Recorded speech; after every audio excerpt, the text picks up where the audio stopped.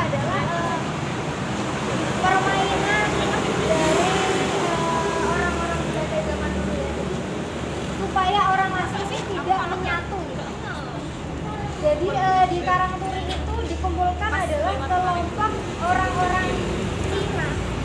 Akibat huru hara Batavia ada yang Raja Sangka. Huru hara di Batavia tahun 1740. Kali Angke, tahu? Kali Angke.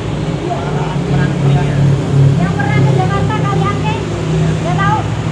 Jadi sampai ada Kali Angke itu karena dulu tahun 1740 ada pembantaian besar-besaran di Batavia. Mayat-mayatnya itu dibuang ke sungai tersebut, banyak bangkai, jadi disebutlah Kali Angke.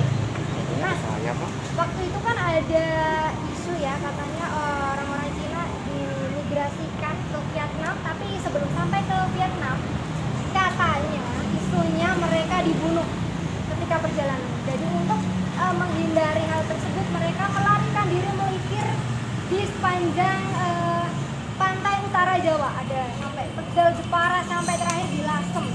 Nah, orang-orang itu dikumpulkan di kawasan Karangturi. Jadi Karangturi itu ya itu tadi tempat menampung pelarian orang-orang Batavia zaman dulu.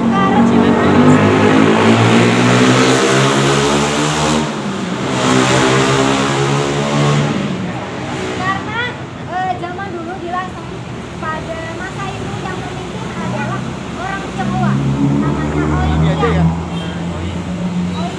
Dulu ya. Jadi makanya di sini tuh mudah diterima, dan itu juga yang mempengaruhi arsitekturnya. Kalau di bangunan-bangunan kuno yang Cina nya pasti dia bangunannya mirip di kelenteng, jadi rumah kayak apa ya, tapak gitu, dua tapak gitu ya, terus kanan kirinya ada bangunan lagi. Itu adalah arsitektur dari Fujian zaman dulu, orang Hokkien.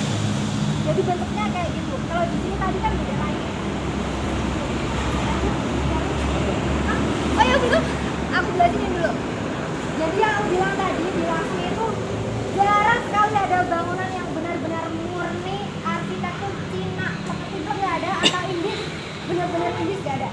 Seperti yang aku jelasin tadi di mana Ponpes Kauman, ventilasi mandala yang 12 panah ini juga sama. Kalau teman-teman menjumpai ada ventilasi di atas pintu kayak gitu, itu berarti dia arsitektur Cina. Lambang supaya dimudahkan rezekinya. Kalau katanya orang Cina gitu, feng shui-nya kayak gitu. Dan ini juga ada motif-motif rumah tegel zaman dulu. Bentuknya seperti nah teman-teman, untuk tur di rumah tegel akan dijelaskan oleh rekan saya, Mas Agung. Dia udah kenal ya. Mas, mau perkenalan dulu Mas. Oke. Ya, kenalin, nama aku Akrom. Ini dari mana aja? Mas dari mana Mas? Dari Bali. Oke. Langsung aja ke belakang yuk. Iya, betul.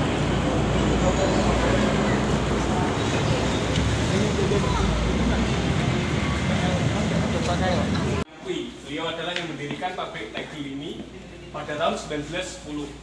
Nah, Kapitan Li Tianpui ini adalah orang Tionghoa yang kapitan itu istilahnya itu kalau nggak salah polisi ya. Nah, dia itu memiliki jabatan mayor tituler, dan kemudian pada 1930 beliau itu membesarkan pabrik ini, dan tahun 1949 beliau itu meninggal gitu. Beliau sempat dipopor sama Jepang gara-gara ya orang Jepang itu nggak suka sama orang Tionghoa yang akrab sama Belanda gitu. Nah, kalau pabrik tegel ini itu saat ini hanya memproduksi paving block sama ventilasi sama tegel-tegel yang polos, karena mesinnya juga sudah kuno ya. Isi apa Mbak? Nah, ini adalah contoh-contoh tegel yang dulu diproduksi di sini. Bisa dilihat di sini macam-macam. Untuk tegel-tegel yang bermotif seperti ini sudah tidak bisa. Ini karena mesinnya sudah kuno. Nah, nama LZ sendiri itu kepanjangan dari Leipzig. Leipzig adalah tempat mesin berasalnya cetakan dari tegel ini. Sekarang hanya melayani yang bentuk-bentuk seperti ini, paving-paving block karena permintaan yang sedikit. Nah, ini beliau adalah Mbah Marto.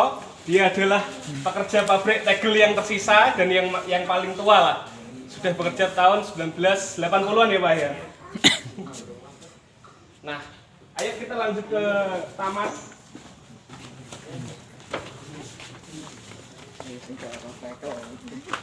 Taman ini sangat luas dan hampir seluruh perabotannya itu dibuat sendiri. Seperti kursi ini. Ini kursinya sudah berusia puluhan tahun, bahkan mungkin ya udah 100 tahun lah ada ini. Ini berat nggak dari kayu gitu, kayak taman-taman ini juga dibuat sendiri, pot-pot dan sebagainya. Nah, untuk pabriknya berada di sebelah sana ya Mas ya, di sebelah sana. Di sana cetakannya menggunakan cetakan molding. Kalau sekarang masih digunakan kalau ada yang dari STM. Ya, yang dari STM itu biasanya ada mesin molding ya Mas ya, pakai tekanan. Ya. Aku SMA Mas. Aku SMA. MA aku. Aku ya MA Mas. Loh, koncoku kue alumni. Konco kula. Ini rumah sendiri. Kesana dulu itu Lah ini plangnya yang Alumni ngeblong nih matanya. keliru Mas. Ya ada namanya lah. nah, Tegelis samku. Lo narik. Alah ini yang. adalah plang yang ikonik. Biasanya kalau orang kesini Foto, pasti foto. foto-foto di sini, dokumentasi di sini. Monggo silahkan kalau mau foto-foto dulu di plang ini. Gas, gak mah. Menit. Monggo sih ame foto loh. Ini salah satu spot yang ada di Yang pabrik ikonik. tegel.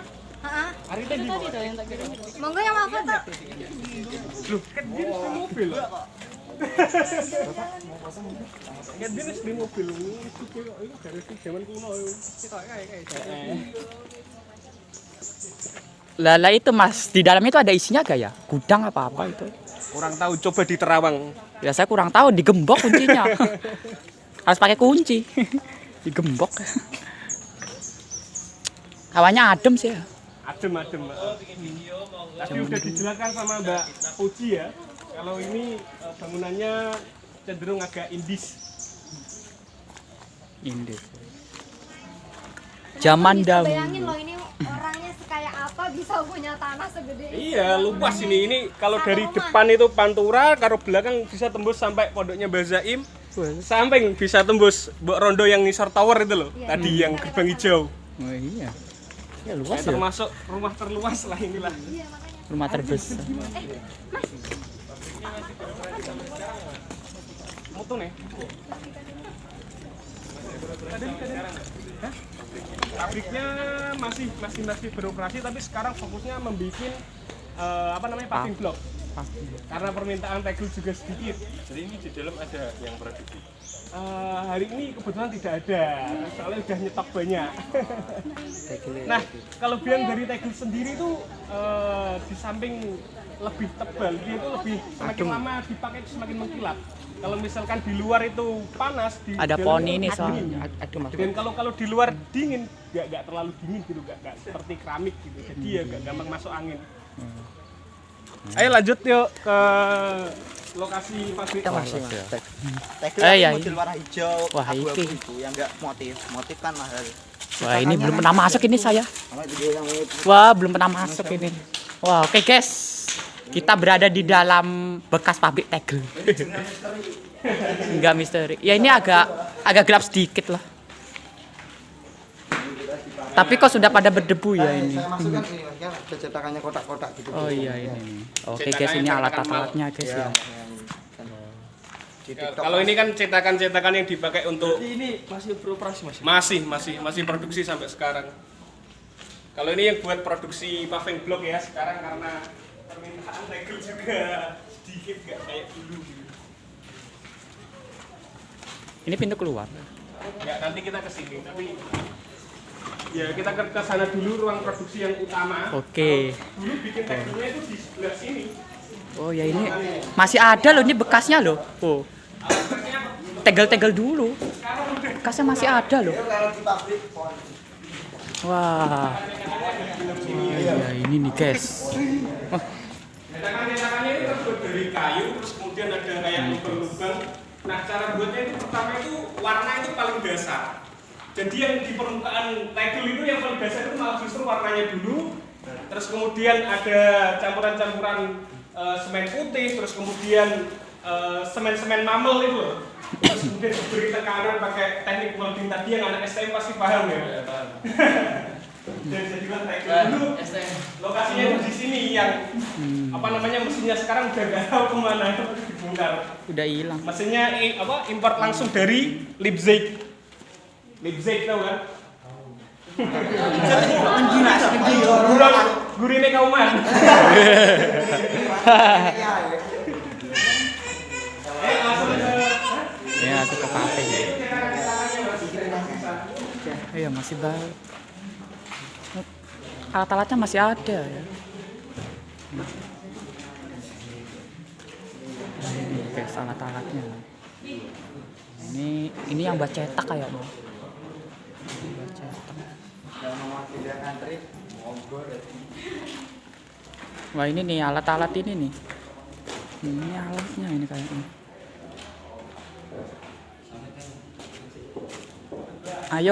Ayo kita ke situ.